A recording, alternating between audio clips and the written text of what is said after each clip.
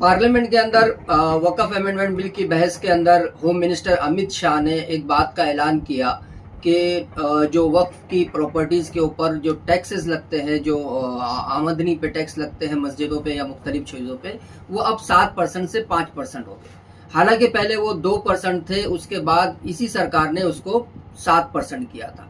अब 7% से 5% करने के बाद में एक सवाल ये बनता है कि वहाँ पर मौजूद इतने सारे अपोजिशन के एमपीज़ में से किसी ने और मुख्तलिफ मुस्लिम एमपीज़ में से किसी ने ये सवाल क्यों नहीं उठाया कि 5% पैसा भी हम क्यों दें।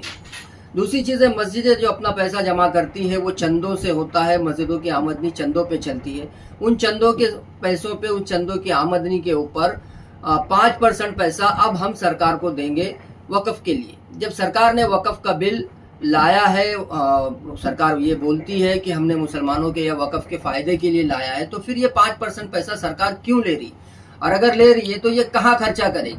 खर्चा करना अब तक जो होता है और इससे पहले और अभी भी हम देख रहे हैं कि ये पैसा जाएगा वक़्फ़ बोर्ड की सैलरीज़ पे, या जो उनके ऑफिसेस है उनके रेंट पर, या मुख्तलिफ चीज़ों पे। हमारा मानना ये है कि जो पैसा सरकार जो 5% ले रही है उसमें से वो पैसे कहाँ खर्च करेंगी ये बताएं। दूसरी चीज़ कि सरकार उन पैसों से मस्जिदों के इमाम की तनख्वाह देगी क्या, या मुख्तलिफ तनख्वाहें, मेंटेनेंस और लाइट वगैरह के जो अखराजात होते हैं उसमें सरकार खर्चा करेगी क्या। ये तो मतलब ऐसा है कि मस्जिदें पैसा जमा करें चंदों से और उठा के सरकार को दे, और सरकार का वो अदारा जो वक़्फ़ बोर्ड है वो उन पैसों से अपनी सैलरीज, अपना जो उनके काम करने वाले लोग हैं उनकी सैलरीज दे।